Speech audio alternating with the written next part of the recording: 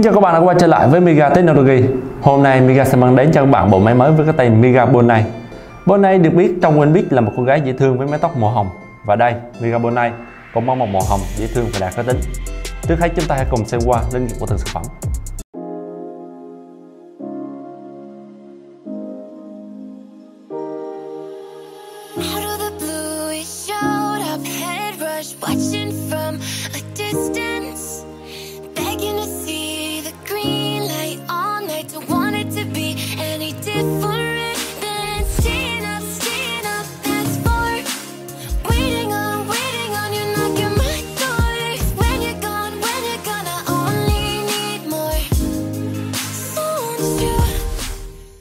Trên tay mình đây là chiếc CPU Intel Core i5 10600.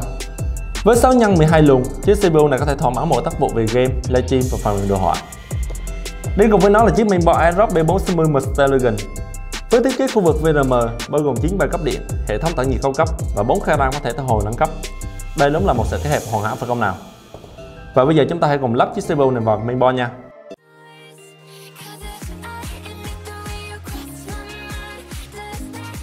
Quả tản nhiệt khí Zenboard CR1000 trắng kèm file RGB sẽ giúp CPU của bạn hoạt động cực mát kèm màu sắc sặc sỡ. Card RAM G-Skill trên Gen Z Neo RGB 8GB 3000 sẽ giúp cỗ máy của bạn hoạt động mạnh mẽ. Dãy LED trên chiếc RAM này sẽ làm cho cỗ máy của bạn trở nên đẹp hơn. Gắn SSD vào trong chiếc mainboard nào. Đây là chiếc SSD Gigabyte Aorus RGB 256GB. Với dung lượng này, bạn có thể cài một vài tựa game hay có phần mềm đồ họa trực tiếp vào OC để hoạt động mượt mà hơn. Bây giờ cùng trang trí chiếc vỏ máy nào. Đầu tiên, Seiko Tip Gaming Gen 5 màu hồng. Các thanh niên bây giờ chỉ ngồi yêu màu hồng hết rồi. Lắp thêm vài chiếc fan cho nó nữa nha.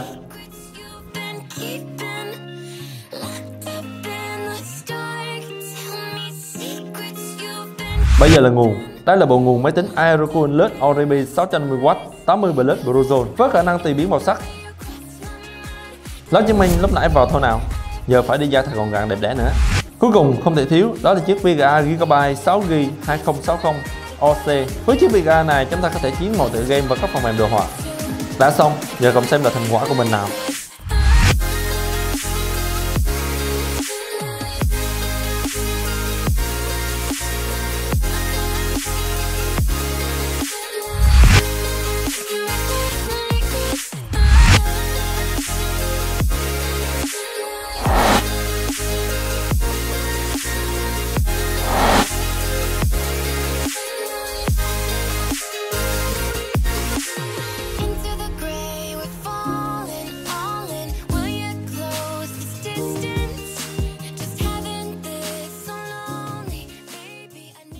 Để kiểm tra được sức mạnh của bộ máy, chúng ta hãy cùng test qua một vài tựa game cũng như phần mềm đồ họa của nó. Đầu tiên không thể bỏ qua tựa game quen thuộc League of Legends. Không có gì lạ khi Miga Bonai chơi ở mức max setting FPS luôn giữ ở mức 170 đến 240.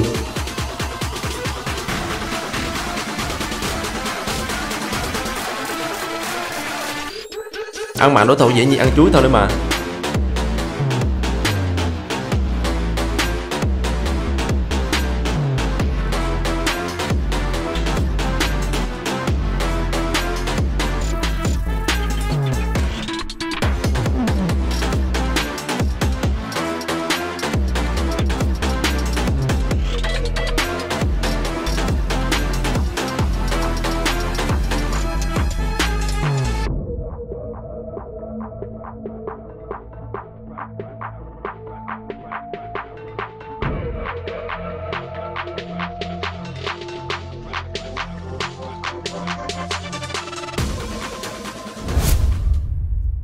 Tiếp theo, để thể hiện sức mạnh của mình bằng tựa game PUBG PC, một trong những tựa game có yêu cầu rất cao về sức mạnh phần cứng. Nhưng Miga Bonai vẫn có thể con tốt tựa game ở mức setting cao nhất là Ultra, thì FPS trong những pha giao tranh luôn ở mức 110 đến 225. Ôi, săn đối thủ dễ như săn gà nhỉ.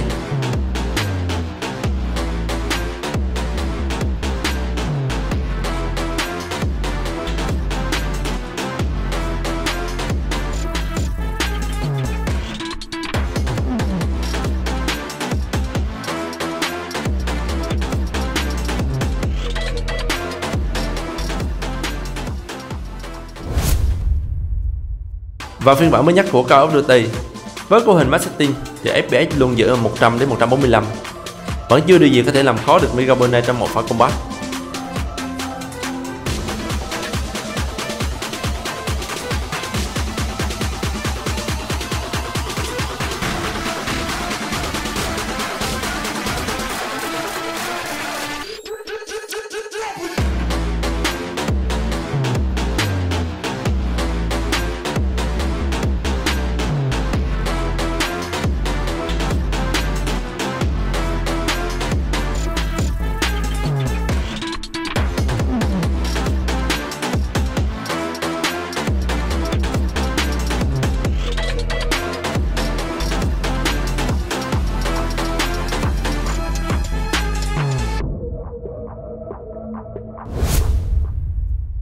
vẫn là tựa game Call of Duty như ở phiên bản trước Modern Warfare.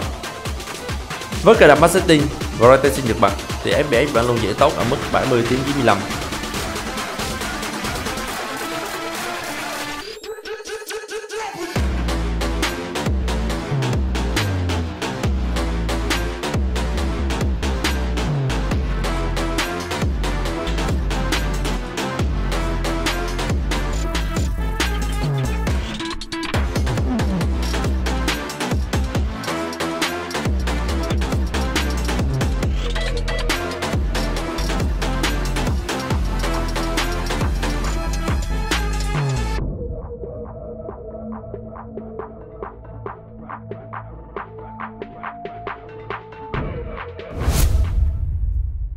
Với tựa game đang hot hiện tại Genshin Impact thì Megaben có thể giúp bạn nhập vai, trải nghiệm mọi nhiệm vụ trong game một cách hoàn hảo nhất.